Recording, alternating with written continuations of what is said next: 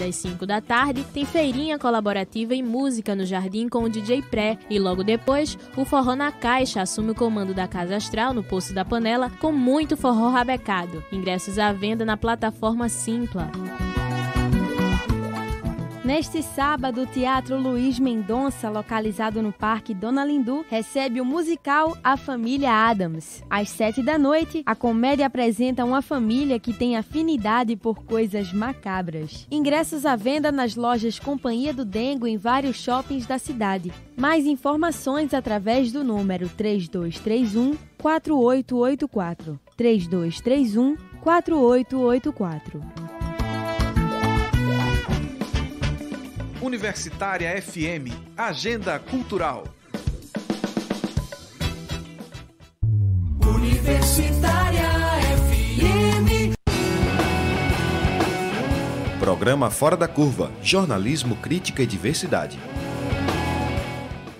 Olá e seja bem-vindo mais uma vez, ouvinte da Rádio Universitária 99.9 FM, a nossa rádio pública, e também agora os ouvintes da Rádio Paulo Freire, a rádio que fazemos junto, 820 AM. Está começando agora o programa Fora da Curva, o programa que fala do que a maioria cala. Meu nome é Bruno Nogueira, eu sou professor nos cursos de Comunicação da Universidade Federal de Pernambuco e eu recebo hoje no estúdio Suzineide Rodrigues, que é mestre em Sociologia e presidente do Sindicato dos Bancários, e também com Paulo Rocha, presidente da Central Única dos Trabalhadores, ACUT, em Pernambuco, e também dirigente do Sindicato dos Trabalhadores em Educação de Pernambuco, o Sintep, e também estou dividindo a bancada hoje com Carmen Silva, nossa parceira do Fora da Curva no SOS Corpo. Bom dia, todo mundo. Bom dia. Bom dia, Bruno, Carmen, Suzy e ouvintes do Fora da Curva. Bom dia, pessoal. Vamos a mais um debate. O Brasil foi pego de surpresa na última quinta-feira, porque sob muitos aspectos a Operação Lava Jato, que a Polícia Federal mantém desde 2014, estava um tanto adormecida, né? Quando veio a notícia da prisão do ex-presidente da República, Michel Temer, junto com mais 9 pessoas durante a Operação Descontaminação, que é parte da Lava Jato. O ex-presidente é acusado de liderar uma organização criminosa por mais de 40 anos e que teria negociado 1 bilhão e 800 milhões de reais em propina. A operação teve como base a delação do dono da Engevix e investigações sobre obras da usina nuclear de Angra 3.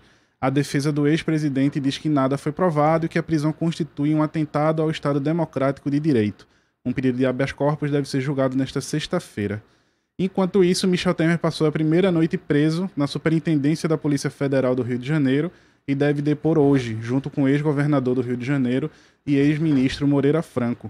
Aliás, alguém comentou hoje que todos os ex-governadores do Rio de Janeiro estão presos.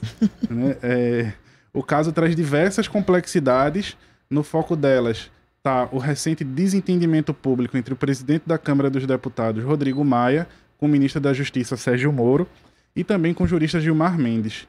Em resposta, Rodrigo Maia já chamou o deputado estadual Marcelo Freixo, do PSOL, para analisar o pacote anticrime que é proposto por Moro. Freixo, para quem não conhece, é uma das principais vozes de oposição à atual gestão do governo federal. É também percebido como uma possível nova cortina de fumaça na esteira de novas pesquisas que indicam uma crescente desaprovação ao governo Bolsonaro, como também coloca em questão a própria ação da Lava Jato com o ex-presidente Lula. E tudo isso também entra em conflito e desvia o foco de atenção de que hoje é o dia marcado por uma paralisação geral no Brasil, puxada pela Central Única dos Trabalhadores, contra a polêmica reforma da Previdência, que promete fazer o brasileiro trabalhar por um tempo acima da expectativa de vida média do país. E para tentar desenrolar todo esse conjunto aí de questões, o Fora da Curva hoje pergunta: e agora, o que temer? Né? Bom dia mais uma vez. E eu acho que a grande questão do dia é mesmo essas diversas leituras possíveis que podem ser feitas das últimas 24 horas, né? Foram 24 horas agitadas no país, na política nacional. E aí eu queria que vocês abrissem comentando o que é que significa, o que é que representa essa prisão do Michel Temer. Olhe, primeiro é a nuvem. Com certeza a nuvem, tudo isso que você falou, Bruno.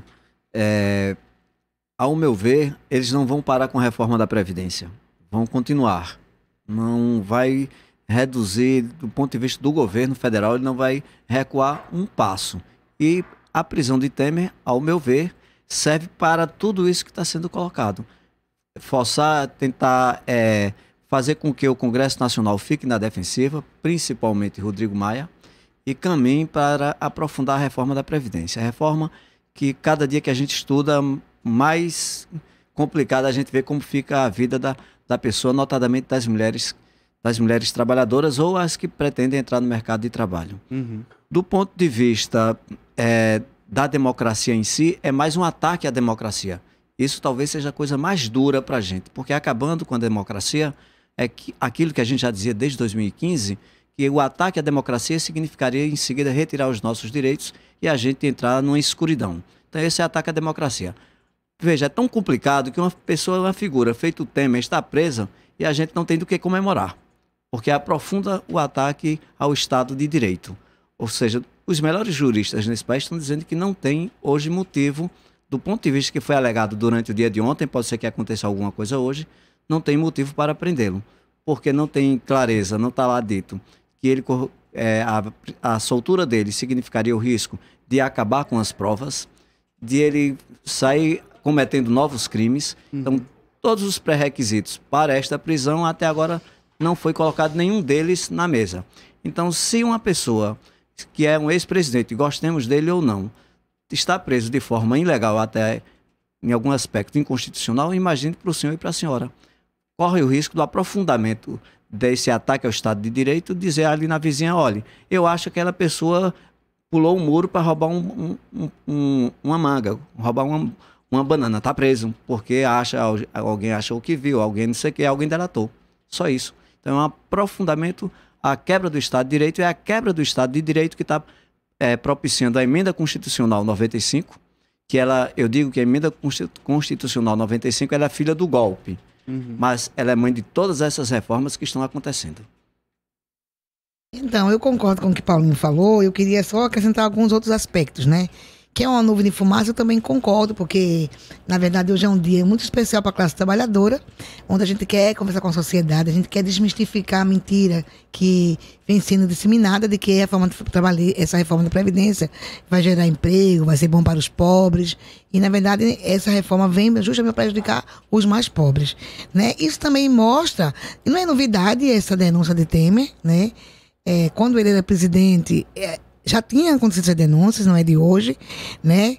Eu não vou debater se tem prova, se não tem prova, porque as denúncias nós já denunciamos isso muitas vezes. Mas enquanto ele foi presidente e se viu a mesma burguesia, a mesma turminha lá do Congresso, ninguém mexeu com ele. Como agora ele não tem mais imunidade e tem uma coisa muito maior, que é a falta de popularidade do governo Bolsonaro, né? O comportamento que ele fez nos Estados Unidos. Então, são tudo essa massa de fumaça para desviar o foco da reforma e da crise política que está o Brasil, né? Da baixa credibilidade que esse governo tem e que a reforma da Previdência é rejeitada pela população brasileira. Então, é um espetáculo, como sempre, né? E na minha vista, também gostaria de acrescentar que a Lava Jato estava meio descredenciada pelo envolvimento aí de dinheiro, de ONGs fantasmas e de comprar empresário para fazer depoimentos falsos para prejudicar o presidente Lula. E com esse espetáculo, a Lava Jato também quer levantar a moral deles e dizer, olha, povo brasileiro, eu ainda estou combatendo a corrupção. Mas, na verdade, isso aí é briga entre Maia e Moro, entre suas gangues e seus amigos do Congresso, que cada um não quer perder seu poder. E aí, o povo brasileiro fica assistindo um espetáculo. Por outro lado, se tem prova, se não tem prova, não pode prender ninguém sem prova. Mas é sabido, né, de várias denúncias do ex-presidente Temer, ainda quando ele estava no governo. Então, mas nós vamos estar aqui nessa oportunidade de agradecer a você, Bruno, para a gente poder dizer, olha, tem a prisão dele, mas tem seu direito que está em jogo, porque senão você vai morrer e não vai conseguir se aposentar. Enquanto isso, os Queiroz ficam esquecidos, né? Sem dúvida que tem uma nuvem de fumaça e isso vai fazer com que a mídia insista, fique repetindo várias vezes a notícia dessa prisão. Afinal de contas, é um ex-presidente golpista, né, que deu um golpe no sistema democrático brasileiro, mas é um ex-presidente, a mídia vai estar repetindo isso, e isso tira o foco do dia de luta que as centrais sindicais e os movimentos sociais estão puxando hoje em relação à reforma da Previdência. Agora, também eu gostaria de refletir com vocês que demonstra, o que parece, que o governo não é um bloco monolítico, né? Existem várias forças políticas que estão se degladiando. E nesse momento em que as pesquisas de opinião que saíram nesta semana demonstram que o presidente Bolsonaro está em franca queda de aprovação, né? Assim, as pessoas estão abrindo os olhos para o significado desse governo, e as pessoas que se iludiram, que votaram acreditando que ele era contra a corrupção, que ia melhorar as coisas e tal, estão abrindo os olhos. Então, você vê um setor do governo brigando com outro, né? Você vê os filhos do Bolsonaro indo para o Planalto quando o pai viaja e o vice-presidente não sabendo, e eles tentando ocupar como se fossem príncipes o lugar do presidente. Eu chamo de Dom Bolsonaro primeiro. Então os príncipes, né, contra o vice-presidente, quer dizer, os militares contra o núcleo, o clã familiar. Você vê o Moro, que é o ministro da Justiça, mandando bilhete de WhatsApp para o Maia para acelerar no Congresso o projeto anticrime que ele enviou, que na verdade é um projeto criminoso, um projeto que diz que a polícia pode chegar e matar, né, que o que ela já faz, mas ela vai fazer autorizada. Então, e aí o Maia paralisou o andamento desse projeto, o Moro se zanga e prende o vice-presidente Temer e o sogro do Maia, que é o Moreira Franco, e com isso o Maia se zanga e dá a chance do Freixo, como o Bruno falou, do deputado do PSOL, e outro do PT também, o Paulo Teixeira, serem relatores do projeto para poder fazer uma análise crítica. Então, é uma briga das forças políticas que estão no poder. Então, isso parece demonstrar que não só o Bolsonaro está em franca queda, como o governo está muito dividido, colocando em questão a sua própria continuidade, o que implica, não é para ninguém comemorar, mas implica em riscos para a institucionalidade. Eu queria ver de vocês como é que vocês imaginam isso, como é que vocês vislumbram. Paulo tinha falado sobre o risco, né, que uma prisão sem provas coloca para a democracia, mas até independente disso, essa disputa entre as forças políticas que hoje estão no governo parecem estar colocando em risco vários elementos da chamada institucionalidade, ou seja, da garantia democrática, da garantia de direitos. E nós não podemos esquecer que nós temos o governo com o maior número de militares em cargos públicos de toda a nossa história, né? Inclusive, maior número até do que na ditadura militar. Então, como é que vocês veem esse risco para a institucionalidade? Eu concordo. O governo, ele não é monolítico. Basicamente, ele tem um setor civil que tem tomado conta da economia, um setor civil do povo de Olavo, que se pensa ser um filósofo e que tem participado, tem ficado com as pastas mais nas áreas sociais. Um absurdo de colocar agora no MEC, se posicionar de que vai ter uma comissão que vai ler toda a prova do Enem, toda ela, e vai averiguar a partir da Bíblia se aquela prova está condizente. Ou seja, a quebra do sigilo da prova está feito. E a quebra da laicidade do Estado. E a quebra da laicidade do Estado. O Estado não vai mais ser laico, vai ser um Estado religioso. Então a gente tem esse grupo extremamente conservador que está muito próximo de Bolsonaro. Não é à toa que ele vai para os Estados Unidos, coloca do seu lado uma pessoa que sequer tem qualquer cargo no serviço público federal, ou estadual ou municipal, nada, que mora lá nos Estados Unidos. Olavo de Carvalho, que é o guru dele. Tem do outro lado Paulo Guedes, que é o grande guru econômico dele, que abriu espaço para ele no mundo ocidental, e que este Paulo Guedes foi uma figurinha, vem da escola de que apresentou, de que colocou no Chile a reforma da Previdência. Então já tem 2 bloquinhos aí no campo civil. Tem um bloco militar que a cada dia se estende mais, e tem, assim, um pessoal da área da segurança, dentro do pessoal civil ainda. tem o pessoal ligado a Moro. Este grupo, todo ele é ultraconservador. Todo ele. No processo do impeachment, das mentiras que a grande mídia soltou, de tudo isso, a direita mais tradicional, essa direita perdeu espaço. E a ultradireita entrou. Mas mesmo essa ultradireita, ela não tem uma devida unidade. O que é que acontece hoje? O que acontece hoje é que o presidente da República fica sendo desmentido pelos ministros. Já foram pelo menos 2 vezes que o presidente da República foi desmentido pelo ministro. E um presidente da República cujo filho, eu misturo o número, se é 1, se é 2, decide que durante o período entre a campanha e a posse, ou seja, na transição, decide que teria que ter cuidado não apenas com a esquerda, mas também com os amigos deles. Então é um governo que a todo tempo tem o receio de levar uma rasteira deles mesmo. Então essa insegurança, essa incerteza, como vai se dar o governo de Bolsonaro, isso reflete de forma extremamente ruim para a nação. Reflete do ponto de vista da democracia, como a gente falou, reflete do ponto de vista da instabilidade, a gente não sabe que instabilidade interna vai ter. Do ponto de vista do comércio exterior, o Brasil está deixando de vender carne para a Arábia, está deixando de vender soja para a China, vai deixar de comprar o trigo da Argentina para comprar o trigo novamente dos Estados Unidos, vai quebrar mais um país na América Latina, está saindo do Mercosul, ou seja, vai causar um problema tão sério durante décadas, não é durante anos. Tudo isso porque sequer tem unidade dentro do próprio governo. E uma das consequências que pode ser é o aprofundamento do Estado autoritário no Brasil. Muito claramente isso.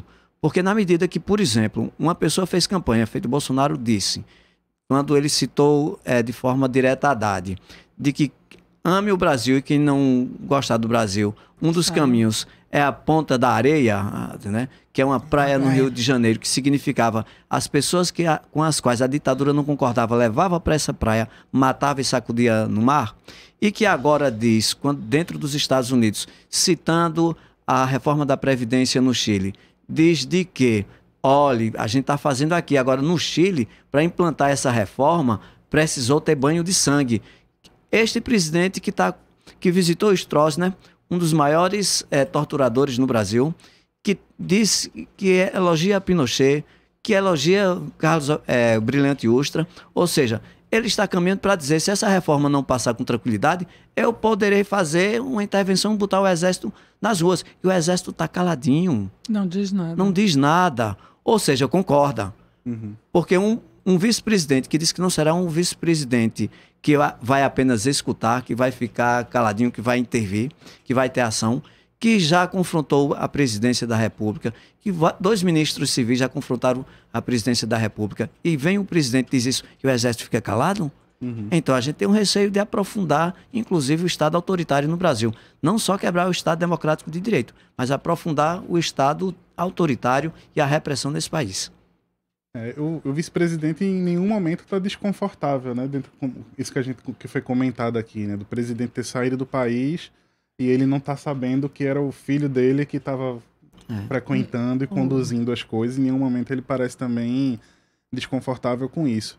Mas vocês acham, né? Hoje todos os jornais publicaram editoriais pensando sobre a relação entre a prisão de Temer e a reforma da Previdência. Dizendo que todos eles apostando de que Temer deve conseguir o habeas corpus hoje, mas que de todo modo isso deve afetar a reforma da Previdência. Vocês acham que afetar de uma forma negativa a reforma da Previdência, vocês acham que pode ter esse impacto?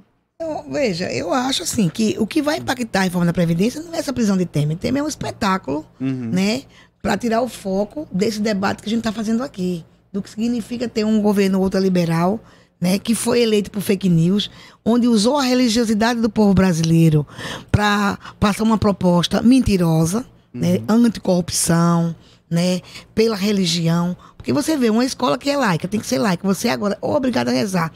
E tem que se valer pela Bíblia para analisar uma prova para o Brasil inteiro, para os estudantes, né, é você voltar a um retrocesso imenso. É que eu digo, quer que todo mundo volte para o armário E você agora vai ser regido por umas pessoas que não combinam entre si, porque eu acho que não tinha um projeto do Bolsonaro. Ele foi se constituindo porque apareceu uma oportunidade contra o Partido dos Trabalhadores. Então, esse cara que vai ganhar, não importa o que ele é. O importa é que nós vamos nos unir para tirar o PT.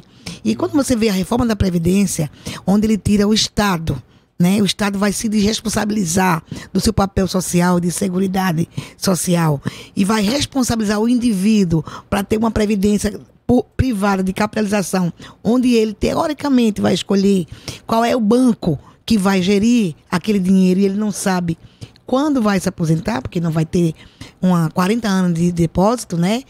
E se aquele banco, aquela empresa que ele escolheu vai estar ainda com condições de garantir a sua aposentadoria. Ou seja, quando o Estado sai disso, são milhões de brasileiros que vão estar fora.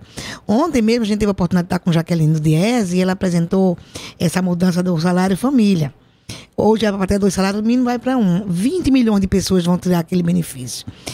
Aqui, ele diz que essa reforma vai ser para cobrar mais do Marajá. Não tem 10% do pessoal do funcionário público que ganha alto, né, no alto escalão. A maioria ganha entre 2 salários mínimos. Ela apresentou que a técnica de enfermagem na saúde ganha R$ 795, não ganha o salário mínimo ainda. Então a população não sabe, é mal informada pelas grandes mídias e fica achando que essa reforma vai ser boa. Então essa situação de Temer não vai atrapalhar do ponto de vista para eles. Não, porque o Congresso está focado. Agora deixa eu te perguntar uma coisa. O Temer, em todo caso, é uma pessoa com uma referência grande dentro do partido dele, que é o PMDB. Isso não pode, e aí perguntando para vocês dois, Suzy e Paulo, o fato de Temer ter sido preso, mesmo que ele consiga um habeas corpus, é muito provável que ele consiga um habeas corpus hoje, porque não transitou em julgado, não tem, e ele não ameaça, não oferece risco. Então, legalmente, a prisão está sendo muito questionada. Mas, independente disso, foi uma tentativa de desmoralizar um ex-presidente que é um nome com muito apoio ainda dentro do seu partido, que é um grande partido ainda, né? É um bloco, o PMDB, que vem durante a história do Brasil constituindo um centro político. Há análises também que indicam que há uma tentativa dessa extrema-direita que o Bolsonaro representa, com o Guedes, com o Moro e tal, de anular não só a esquerda, como tentaram fazer estimulando o ódio ao PT, mas de anular o centro, porque para que a extrema-direita possa avançar, seria necessário isso. Essa prisão, o tiro não pode sair pela culatra. Por exemplo, o PMDB não pode dar uma resposta no Congresso votando contra o projeto de reforma da Previdência do Bolsonaro ou contra o projeto anticrime do Moro, que é também um projeto do governo Bolsonaro. Estou fazendo aqui um jogo de especulação, né? Para a gente ver até que ponto isso pode ter implicações ou não. Deixa eu só concluir meu pensamento, é você entrar. Licença. Pode ser assim, né? Ao vivo. Pode. Não, então, vê mesmo. Tranquilo. Então, isso tudo que você traz é um elemento que pode ser favorável na conjuntura, né? A minha pergunta vai nessa sua linha. Veja, se hoje tem os empresários ou os brasileiros que são da direita, os nacionalistas, né, os empresários, vários segmentos que apoiou esse Bolsonaro, que não está vendo o resultado que ele traz todo mundo. Ele faz o que ele acha melhor. Se esse movimento de Temer pode gerar um novo espaço de diálogo, como você vê que ele botou já duas pessoas para ser análise do projeto de Moro, ele cria, de qualquer forma, um debate. E como você mesmo falou, como não é um governo unitário, não tem um projeto junto, isso pode deslanchar em vários outros momentos que a gente tem que aproveitar esse momento para debater. E a reforma da Previdência não pode ficar restrita só a um partido, né?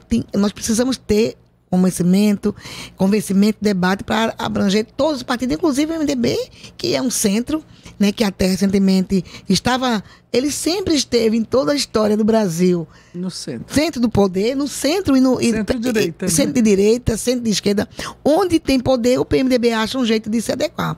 E se Moro faz isso e o Bolsonaro estão fazendo isso com ele, é porque de alguma forma essa unidade, esse acordo com o MDB pode ser prejudicial do ponto de vista da ultradireita. Então é uma reflexão que você está trazendo que a gente tem que debater sobre isso.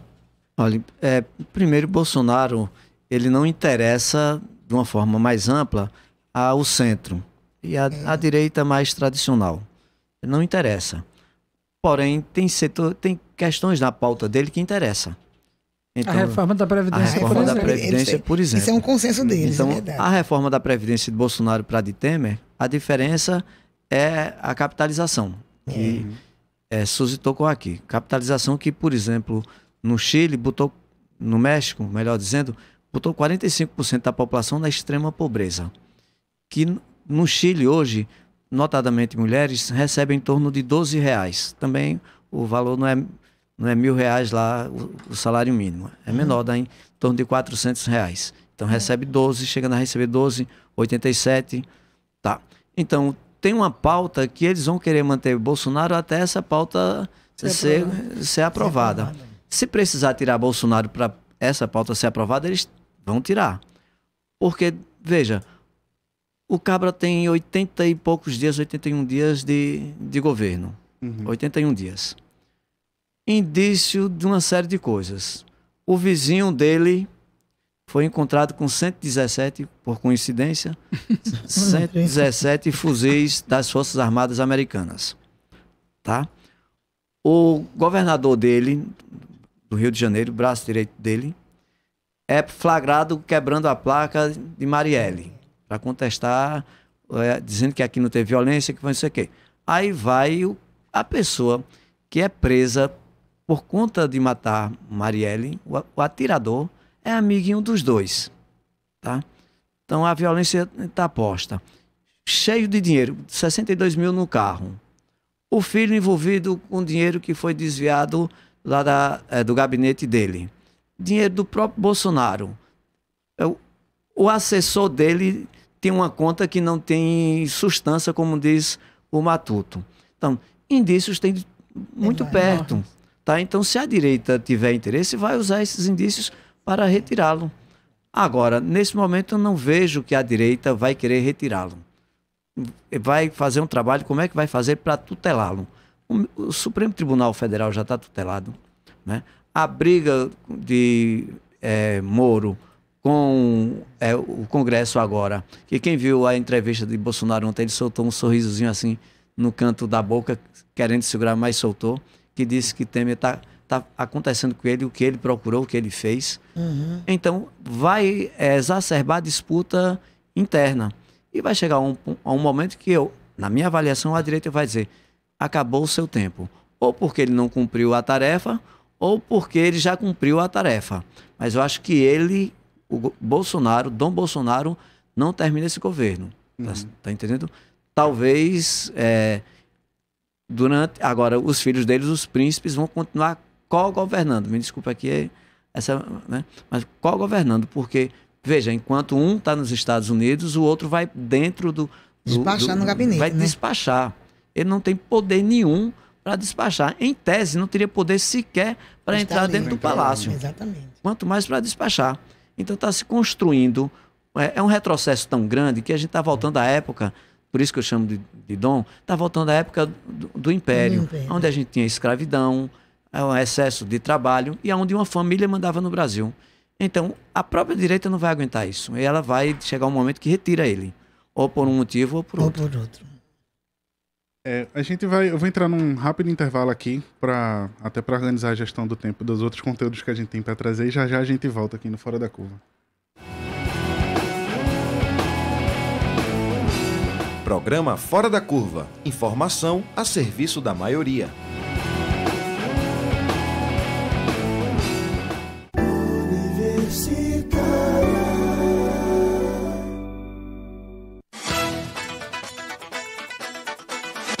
Fim de noite especial no domingo da Universitária FM.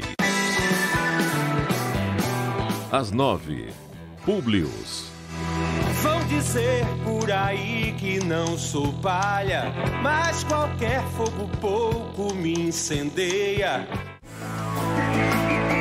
10 horas, Tribalistas ao vivo. Vem pra minha aula que hoje a nossa escola vai desfilar. Vem fazer história que hoje é dia de glória nesse lugar. E E às 11 horas, banda colombiana Aterciopelados. Vienen las aguas del río, corriendo, cantando.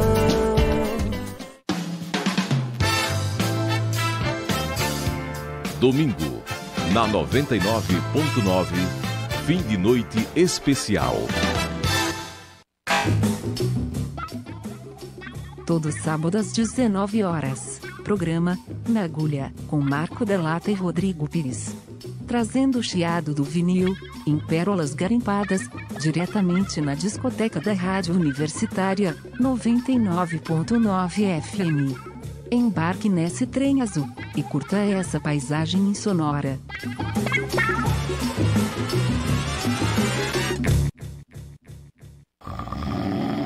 Amor, Henrique, acorda. Já são 3 da tarde, está na hora de votar. Nossa, já tá na hora de votar de novo. Já, amor, levanta e vai. Depois você dorme outra vez.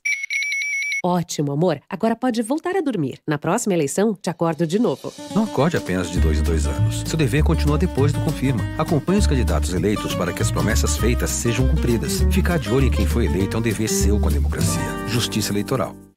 O Ministério da Saúde disponibilizou a vacina para prevenir a hepatite B. Ela faz parte do calendário nacional de vacinação. Ao todo, são 19 vacinas que previnem mais de 20 tipos de doenças, como rubéola, sarampo, cachumba, febre amarela, difteria, tétano e coqueluche. Leve a caderneta de vacinação para conferir se você já tomou todas as vacinas de acordo com a sua idade. Não dê ouvido a notícias falsas. As vacinas são seguras. Procure a unidade de saúde mais próxima de sua casa. Contra arrependimento, não existe vacina. Acesse saude.gov.br/vacinação e saiba mais. 99.9 MHz.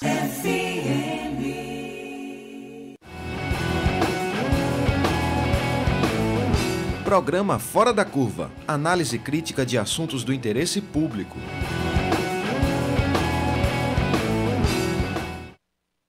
E estamos de volta com o programa Fora da Curva aqui na Rádio Universitária e também na Rádio Paulo Freire.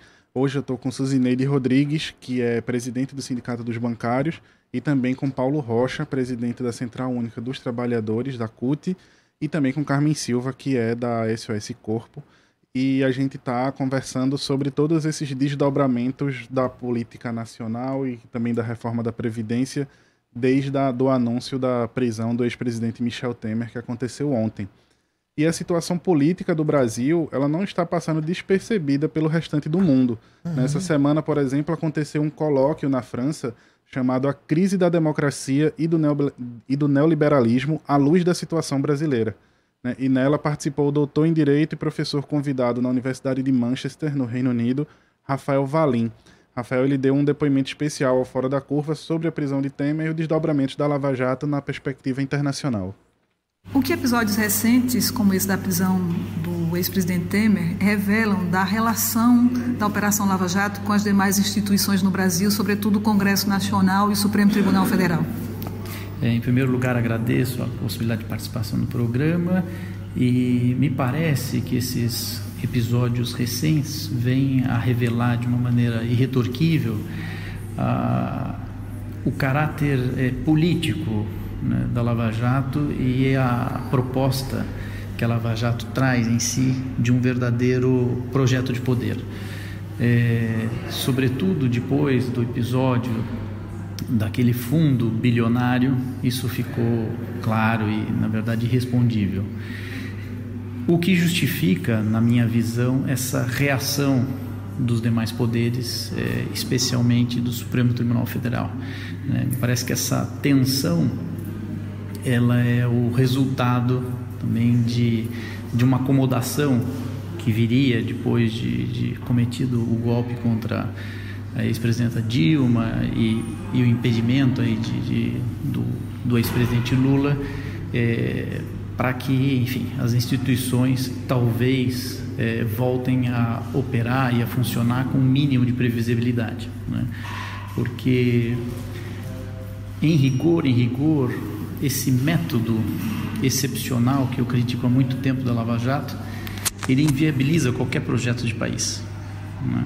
Essa arbitrariedade que que é representada pela Lava Jato e que tem na bandeira do combate à corrupção o seu grande norte, ela inviabiliza qualquer projeto de futuro, porque ele gera uma instabilidade tão grande, né, que é impossível construir alguma coisa sólida.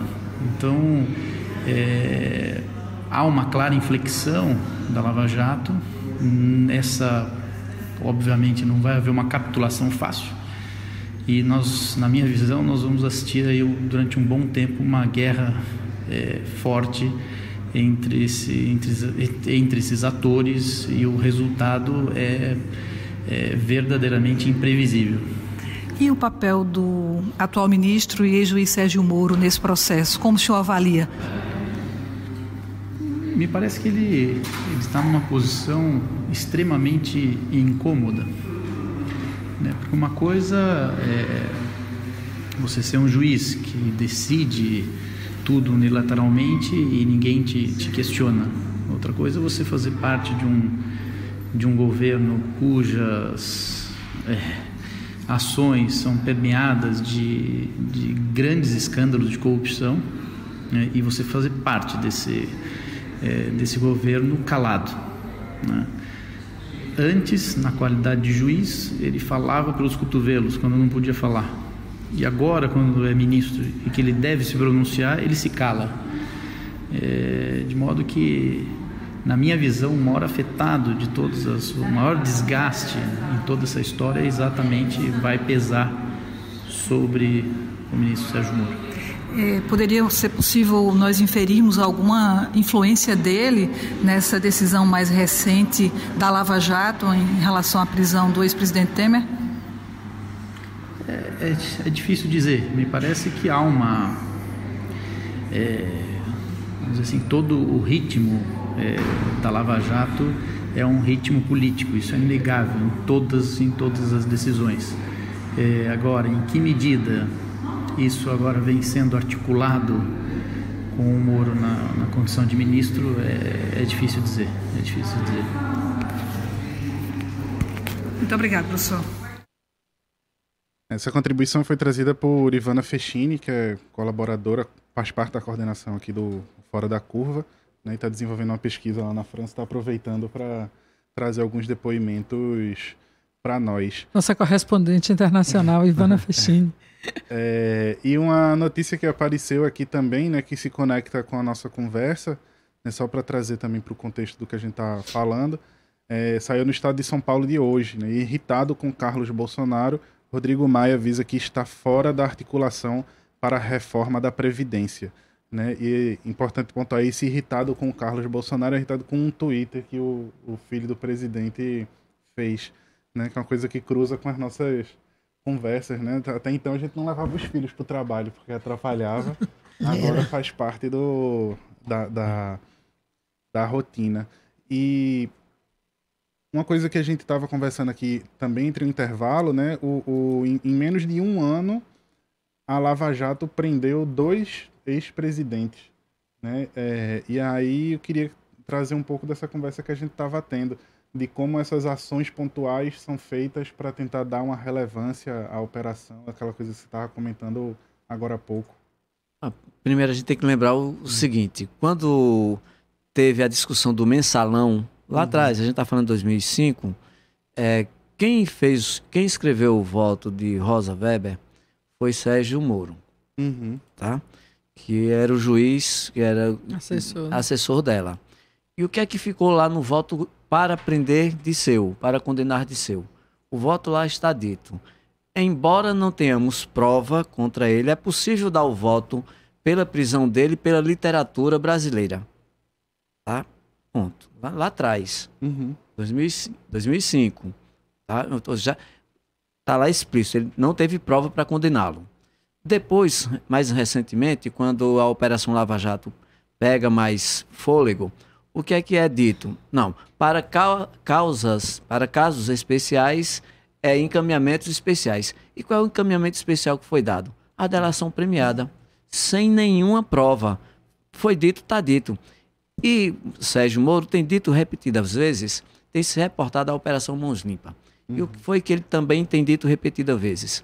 de que tem que ter esse diálogo com a mídia. Quando ele está falando da mídia, ele está falando da grande mídia. Né? Então, toda a ação que ele faz é uma ação extremamente articulada, jurídica e mediaticamente.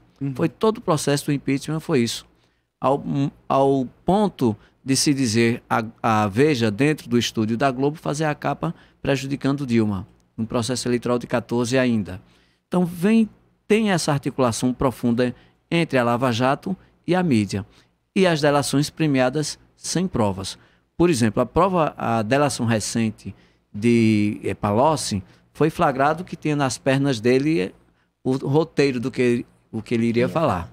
Tá? Ele disse tanta asneira que o ex-ministro Nelson Jobim, na mesma tarde, disse, olha, Palocci não participou desse debate, não era ministro da Fazenda, quem era o responsável era eu e tal almirante, disse o nome do almirante. Então, tem essa articulação. E toda vez, a partir do governo Temer, inclusive, entrando com Bolsonaro, quando é necessitado tomar uma decisão política e que precise de mídia ou que precise esconder alguma coisa, a Operação Lava Jato aparece. Então está aparecendo nesse momento para quê? Olha, a gente está com o presidente nos Estados Unidos articulando o Brasil invadir a Venezuela, articulando o Brasil entregar o patrimônio aos Estados Unidos, articulando a entrega da base espacial de Alcântara. A base espacial de Alcântara, articulando uma série de coisas. O presidente anunciando de que vai conversar com um monte de torturador, e aqui a reforma da Previdência sem andar. Então, uma ação midiática, em função, inclusive, da briga interna. Eu acho que ele errou a mão. Ou seja, eu acho que ele apertou para forçar Rodrigo Maia a botar em votação. Porque durante a semana, Sérgio Moro disse, a reforma da Previdência é tão importante quanto a reforma, aliás, quanto o pacote anticrime, do ponto de vista político e do ponto de vista da urgência da tramitação. Aí Rodrigo Maia disse, não é bem assim. A gente está cumprindo uma pauta acordada com o governo. Aí eles disseram, não, quem manda nesse negócio aqui não é somente Bolsonaro, não, sou eu também. Botou a pauta. Então eles não têm acordo entre eles. Porém, a ação de ontem cumpre uma tarefa arquitetada historicamente pela Lava Jato. Quando ela quer encaminhar, ela quer implantar uma pauta, e agora é o pacote anticrime, ela faz uma ação. Só que eu acho que dessa vez ela errou a mão. Mas também tem outro elemento que a gente podia debater aqui, né, que a Lava Jato também sofreu umas derrotas aí com a questão da Lava Jato lá do povo de Curitiba, perdeu duas em 2 espaços, foi derrotado. Da fundação? Né, da fundação lá no STF, e você vê que o governo Bolsonaro e a sua equipe aí tá fazendo uma campanha para fechar com o STF, né, porque o STF resolveu aparentemente dizer que quer fazer o que é o papel dele. Se também essa Lava Jato, com esse espetáculo midiático, vai tentar limpar a barra. Olha, tá vendo que a Lava Jato é contra a corrupção, prendeu outro presidente. Por outro lado, também vai dizer assim, olha, Lula é um preso político, que não tem provas, né, foi preso por convicção, e agora a esquerda não pode dizer que só prendeu um da esquerda. Nós prendemos um outro presidente, como você falou aqui, não disse aqui, 40 anos de corrupção, e 79 nem tinha PT e era o militar que estava no poder. Paulinho falou isso aqui, conversando com a gente no intervalo, e agora não disse. Ora, 79 era ditadura militar, não tinha o Partido dos Trabalhadores, mas tinham os militares. E eles disseram que não tem corrupção. Então, também tem essas duas análises que você faz corretamente, mas também tem um elemento que ela precisa se reafirmar na sociedade perante a população, a opinião pública, de que a Lava Jato continua forte e que, portanto, vai fazer essa limpeza, né? Querendo escamotear justamente o que a gente já falou aqui no bloco anterior, essa briga interna dos espaços políticos entre os diversos grupos, né?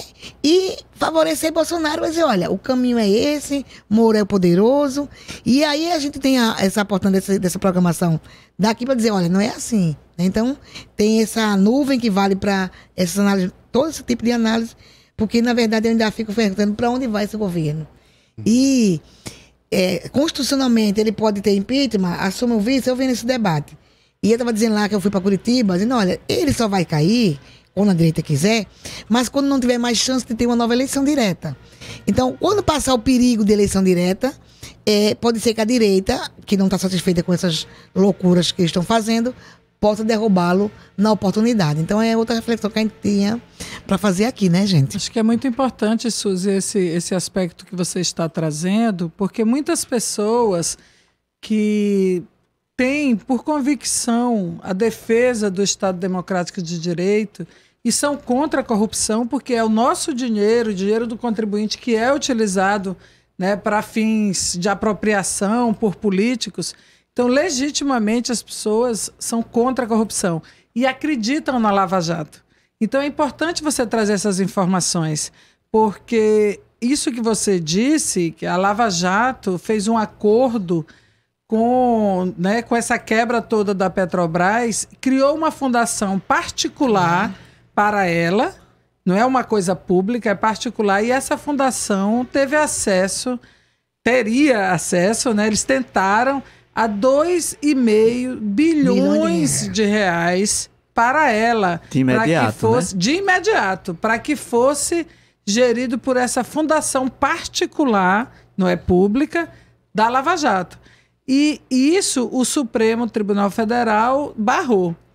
E, então, eu acho que é importante a gente se dar conta disso, porque é o lobo vestido na pele de cordeiro, né? Quer dizer, isso é um ato de profunda corrupção, tirar o dinheiro público da principal empresa pública brasileira, que é a Petrobras, para fins privados de uma fundação que é a fundação da Lava Jato. Então, a Lava Jato, com isso, virou um ente político, né? Um partido político que está tentando usurpar os recursos públicos brasileiros. E o Supremo, ao barrar isso, tentou resgatar o seu lugar de Suprema Corte do país.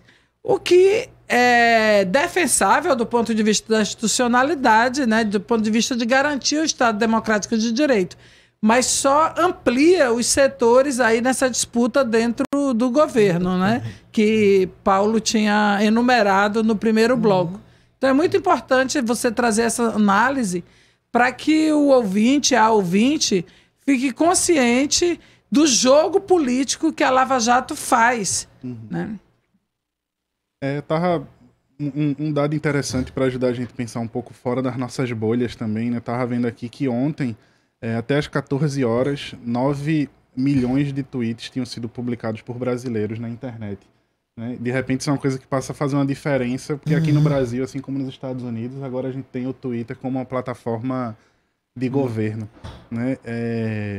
Desse universo, só 5% faziam referências à prisão do ex-presidente Michel Temer, né? E desses 5% tem o uso das hashtags, que as mais usadas eram Temer livre, fazendo uma ironia, né, com o Lula livre, mas também parabéns Bolsonaro e Rodrigo respeita Sérgio Moro.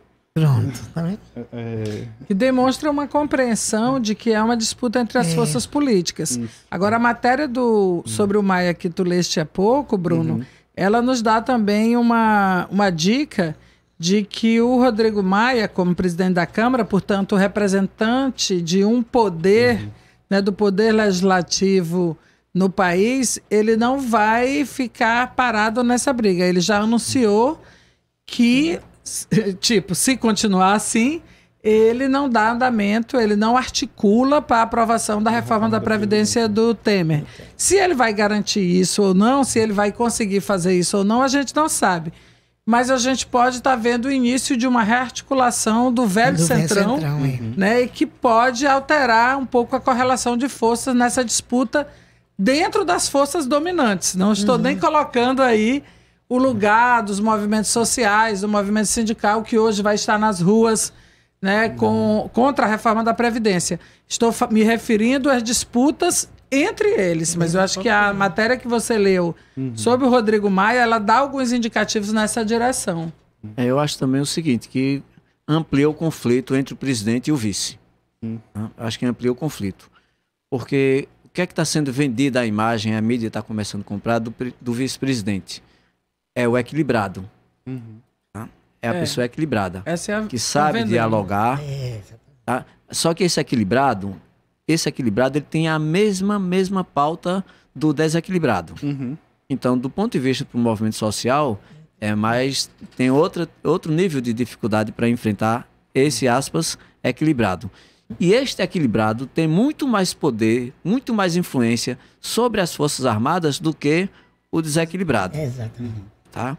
Então, não é coisa para a gente cantar muita vitória, não. Avalio, concordo com vocês, nesses 2 próximos anos, eles não vão fazer o impeachment. Porque corre o risco de, por exemplo, dizer, imagine um cruzamento nas estrelas aí, um vento nas estrelas da liberdade de Lula e impeachment de Bolsonaro. Eles não vão querer que tenha essa possibilidade. Para que tenha outra eleição, porque antes de 2 anos, abre processo constitucionalmente deveria ser aberto o processo eleitoral. O que a gente não sabe é se com este vice militar seria garantido o devido processo legal. Né? Ou outro caminho é eles tutelarem. Já estão tutelando tudo. Tutelarem até os 2 anos, depois dos 2 anos acaba a tutela e bota para fora. Tá? Eu acho que teve uma charge perfeita de alguém, não sei se foi Laerte, tá uma mesa de reunião do Ministério com o presidente e tá Bolsonaro fora da mesa brincando e os generais lá, toma um brinquedinho aqui, Bolsonaro. Eu tenho a impressão que vai acontecer um pouco disso durante 2 anos. Né? Como já foi dito, não só hoje, mas em outros programas da gente, a gente já está num governo que é bastante emparelhado, né? A gente fala muito do vice, mas não é só o vice. Né? A gente já tem um quadro de ocupação militar muito maior do que qualquer outro da história do Brasil. E um outro tema que a gente tem, que está no meio que está dentro dessa nossa conversa, né, que está sendo bastante recorrente no nosso programa, é o da reforma da Previdência, que parece que ainda há uma certa dificuldade de uma parcela grande da população de entender o que de fato isso representa para a gente, né? Como eu falei um pouco na abertura do programa, que diz que a gente vai trabalhar acima da expectativa de vida do brasileiro. E é sobre isso que é o ato que acontece hoje, né, Paulo? Eu queria que você falasse um pouco para o nosso ouvinte como é que vai ser isso que vai acontecer hoje, como é que o cidadão pode participar, o que é que está programado para o dia. Hoje é uma largada de uma nova caminhada, né? Em defesa dos nossos direitos contra a reforma da Previdência. Tem atividades em Pernambuco em vários lugares. Aqui na região metropolitana, nós agora pela manhã tivemos categorias que fizeram assembleias, que fizeram atos públicos, e a partir das 15 horas na Praça do Derby, a gente começa uma concentração que deve lá pelas 16h30, por aí assim a gente sair. É uma largada, não é a atividade contra a reforma da Previdência. A gente vai fazer uma série de coisas. Durante a próxima semana deveremos ter novamente reunião das frentes, da Frente Brasil Popular, da Frente Povo Sem Medo e das centrais, para a gente elaborar um novo calendário de lutas. Esse novo calendário de lutas que a gente não imaginava que na véspera do nosso ato tivesse um acontecimento político feito de ontem que reverbera com certeza. Na hora que Rodrigo Maia diz isso, e basta ele não dar agilidade na reforma, mesmo que ele concorde, mas não dê agilidade, isso aumenta o tempo de disputa. Então, a nossa atividade de hoje é um início dessa caminhada. Havendo necessidade, rumo a fazer a greve geral. Porque a gente não pode deixar o que aconteceu no Brasil, o que aconteceu no Chile. Nos últimos anos, quase 1.000 pessoas idosas cometeram suicídio por conta de se sentem incapazes, se sentem pessoas que estão atrapalhando a família, que sentem um estorvo. A população idosa cometendo suicídio para não se sentir um estorvo. Imagine que o salário no Chile está em torno de R$400, o equivalente a R$400. Pois bem, uma grande parcela da população está recebendo R$12 ao mês como aposentadoria. Tá? 53% do povo recebe abaixo do salário mínimo. Recebe em média 38% do salário. Colocar isso a nível do Brasil é como que as pessoas passassem a receber 380, os 38%. Veja, os 38% do salário mínimo que o povo recebe no Chile, aqui no Brasil seria o equivalente a 380. O que é que ele está dizendo que vai ser o BCP? 400. Tá? Veja como as contas vão batendo. Uma parcela da população brasileira vai passar a receber, ao invés de receber o salário mínimo, vai receber R$400. E o pior, uma grande, inclusive dentro de São Paulo, na capital de São Paulo, uma parcela da população não chega a viver 63 anos de vida. Ou seja, vai morrer no trabalho. Ou vai trabalhar até morrer. Porque, me desculpe me alongar, Bruno. Fica à vontade. Veja, uma das coisas, e eu sou da educação, uma das coisas que mais dói a gente é um aluno se despedir para ir para o trabalho. Eu nunca esqueci o dia em que 2 alunos, um disse, eu vou mudar o turno, vou para o outro turno para poder trabalhar, e outro me disse literalmente, eu vim me despedir de vocês porque eu arrumei um emprego. A gente está voltando para isso. Tá entendendo? Para um momento que a juventude deixa a escola para arrumar um emprego. Pior, um menino ou uma menina que começa aos 16 anos, que já pode ter uma carteirinha ali assinada, ele tem que contribuir durante 40 anos ininterruptos para ter a aposentadoria, ele ou ela. Então, 16 com 40 são 56. Quando ele chegar nos 56, ainda não pode se aposentar. Ele não tem 65. Isso na hipótese dele ter carteira assinada, que é um... Todos os meses desses 40 anos. E hoje a juventude de 30 anos, a grande maioria nunca teve uma carteira assinada. Né? E tem estudos, Paulinho, só para acrescentar, o Diese ontem apresentou para a gente, que nenhum trabalhador brasileiro, a maioria do trabalhador brasileiro, não consegue ter 1 ano de carteira assinada. Tem uma média de 9 meses. Então teria que trabalhar 15 anos a mais. Mais 10. Pelo menos mais 10. 10 é a mulher mais 10. E a mulher mais. Ou seja, ele quando chegar naqueles 56, essa fala de Suzy bate com a minha. Quando ele chegar lá nos 56, ele não terá contribuído os 40 anos. Ele vai ter que trabalhar mais 10 de carteira assinada contribuindo. Ou seja, as pessoas vão trabalhar no mínimo 50 anos. No mínimo 50 anos. E desses 50 anos vai ter pelo menos 42, porque a tábua de idade aumenta. Então vai deixar um monte do povo sem se aposentar e vai morrer no trabalho. Eu também queria só acrescentar um cálculo que a gente nunca debate, né? Mas ontem foi uma aula muito boa que Deus deu. Como é a aposentadoria hoje? Hoje você tem os 2 modelos. Você pode aposentar somando a idade e o tempo, que agora é 86, né? 86, 96 para os homens. E pode por tempo de serviço. E ela foi explicar a gente como é feito esse cálculo. Hoje, o cálculo é o seguinte, você pega os maiores salários, de 94 até hoje, você faz uma média dos maiores salários. E você recebe 80% desse valor e vai somando 1% por ano. É aí que vai dar teu cálculo da tua aposentadoria. Então, quem completa tempo 86 vai ganhar 100% desse 80%. O que é que ele mudou? Você vai ter a média de todos os salários, e não apenas dos maiores. E aí vai dar uma média de 60%. E você só vai ter o plus de 2%, que é o que ele fica mentindo ali, que vai ter 2% e não 1%, a cada 20 anos trabalhado. Então você precisa ter 20 anos para pegar 2% daquele valor. Então você vai cair na média e você não vai ter o plus de 1% ao ano como é hoje. Então fora isso que vai aumentar para 20 anos, igualou rural e urbano. O que é que a gente vê? Nessa reforma, a misoginia é gritante, porque em todas as mudanças, as mulheres aumentaram o seu tempo de trabalho, né? E a gente vê exatamente, o homem ficou com 65, os rurais ficou mulher e homem com 60, e as condições objetivas são diferentes. Então, as pessoas não vão conseguir, onde Diese mostrou por A mais B, que a maioria não vai ter 40 anos, não vai conseguir os 100%, e quanto mais você trabalha, mais você vai ganhar menos depois do trabalho, né? E aí, quem é que ganha com isso? Eu sou bancária, dentro do sindicato, tem que falar. Não é bancária não, né?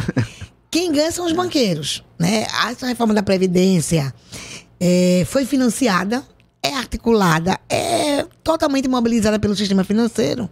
E quando vem essa Previdência privada, pense aí, se é obrigatório.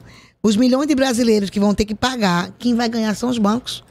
E isso aí é o filé dessa reforma. Eu estava ouvindo a professora Tânia Bacelar, lá na Assembleia Legislativa, ela disse, olha, não tem 65 anos, não tem 60, não quer dizer que isso não seja grave.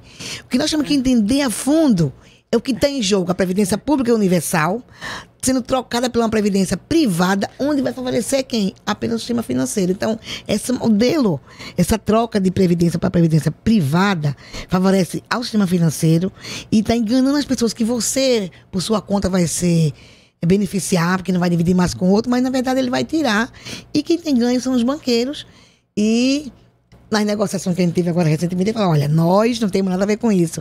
Eles são tão santos que até a gente pensa, coitadinho, vamos dar o nosso trocadinho ao banco. Mas quem vai ganhar nisso, com essa previdência privada, são os bancos e vão se beneficiar com essa reforma, os patrões em geral, mas é isso que está em jogo aí, é o individualismo sendo trocado pela Universal, né? E o banco vai ganhar de novo daqui a 30 anos, o que está terminando, mas acelerar. O que é que acontece? Dos 34 países que implantaram a reforma da Previdência nesse formato que está sendo colocado no Brasil, 18 já desistiram e fizeram o caminho de volta. Bancos privados. Então, os bancos privados ganharam quando implantou e vão ganhar depois que desimplantar. Gente, infelizmente o nosso tempo de hoje já encerrou.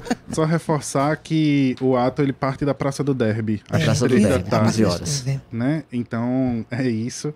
O programa de hoje teve produção de Edi Rodrigues, roteiro e apresentação de Bruno Nogueira com Carmen Silva, redes sociais com Carol Torpe e Luana Faria e trabalhos técnicos de Marco da Lata.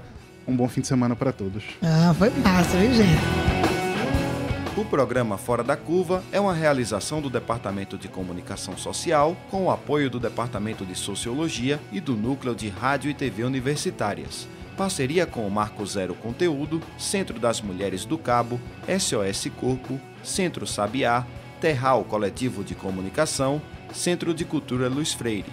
Esse programa fica disponível em nossa página do Facebook e no canal do YouTube.